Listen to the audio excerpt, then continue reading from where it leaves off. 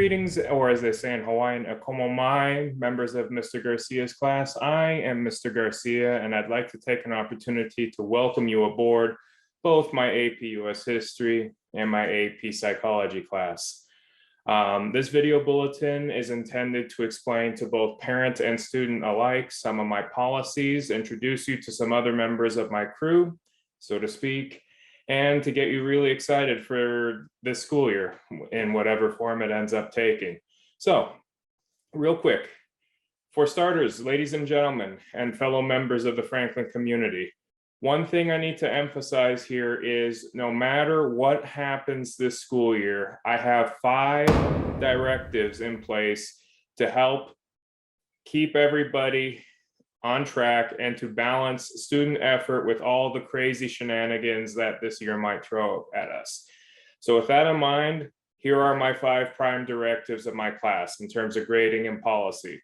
Directive 1, attendance and check-in is important. Now, you might have noticed that I use the term attendance or check-in. Here's the deal. We're still in a pandemic. Things are crazy. And if for some reason a student cannot check in with me during regular times, or as they say, synchronous times during hybrid instruction or online instruction, as long as the student connects with me, we're still good. We can still make plans. And as long as I have contact with you, we can make a plan moving forward.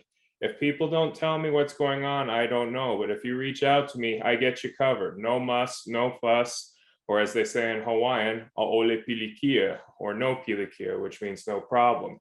So that's the first directive. Attendance or check-ins are important. Directive 2, this is a big one. This is a collaborative process. Everything we do in class, we start together and we model about half of the activity.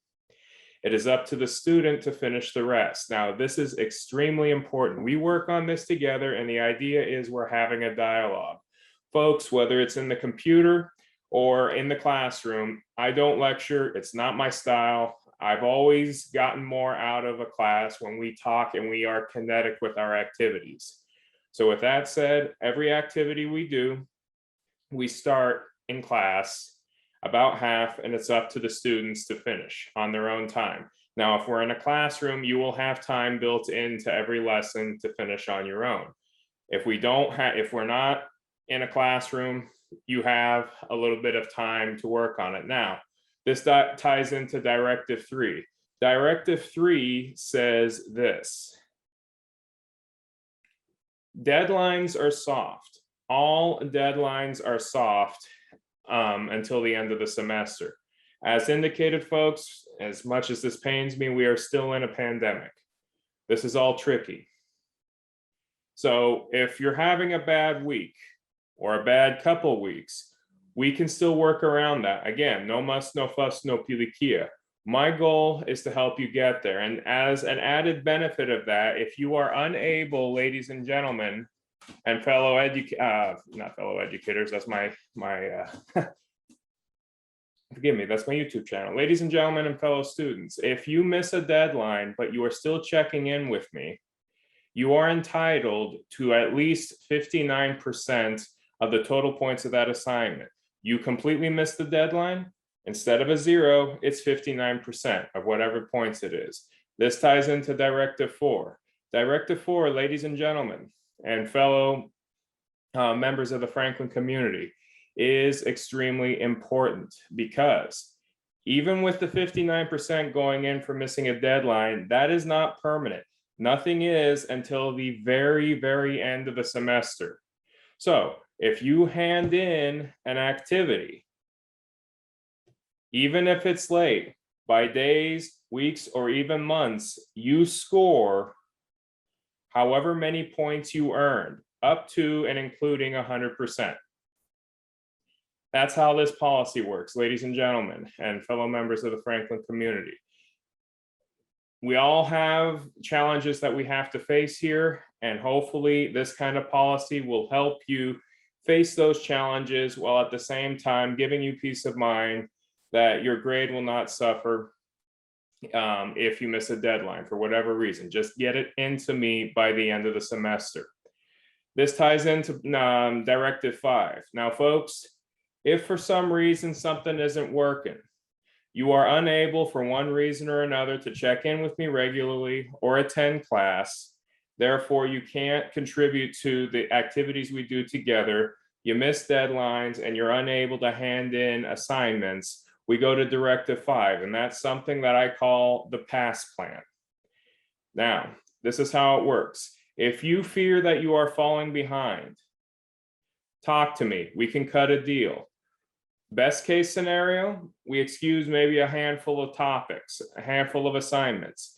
If things are really bad, no pilikia, I have developed a system called the PASS plan, where we do one activity that hits all the standards for the class.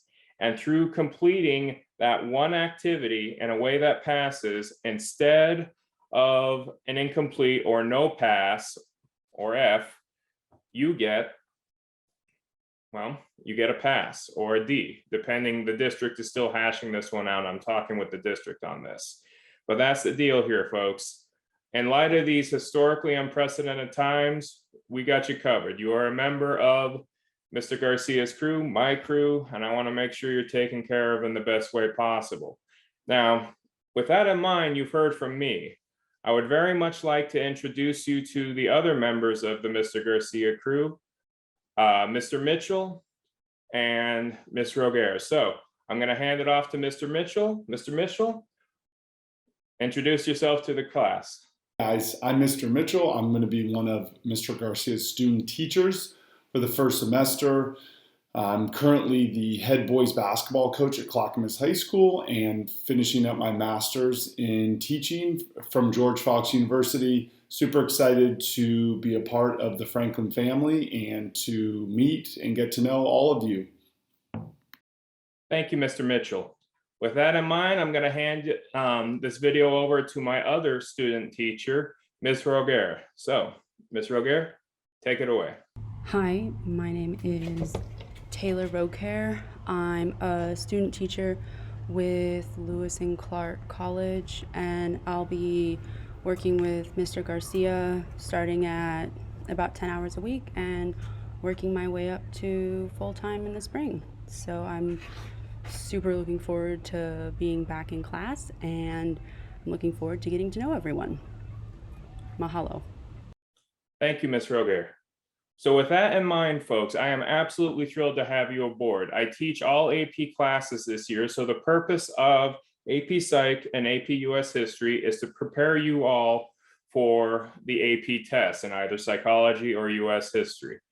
And I'm absolutely thrilled to show you all the interesting ways in which we can explore both topics.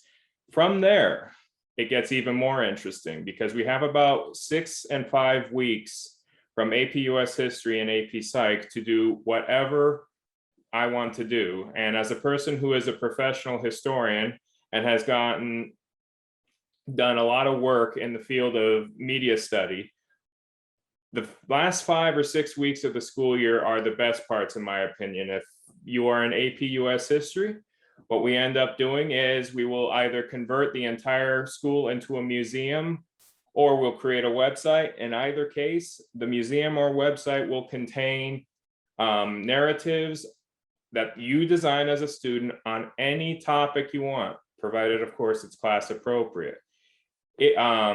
Folks, a lot of students go above and beyond what even I consider possible in the field of historical research. This project, which has a link in the written portion of this class log, students have boldly gone where only graduate students have gone before, and I'm exceptionally proud of all of them. Students have parlayed their research into projects for the Oregon Historical Society. We had a student last year do an oral history project with various members of the Royal Rosarians of Portland.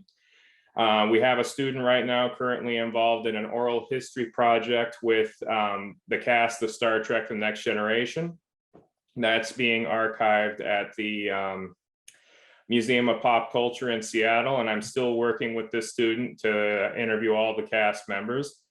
And in AP Psych, what happens is we take my equivalent of a college level film studies class and media theory class, and we compress it into the remaining 5.5 weeks of the school year. And for those of you who are in AP Psych, since we are doing media theory, the kinds of research and the kinds of projects that I do in AP US History could also be parlayed for you as well. So with that in mind, folks, I want to part by saying e komo mai, which in Hawaiian means welcome, and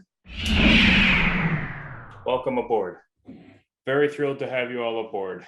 And if you have any questions, please email me.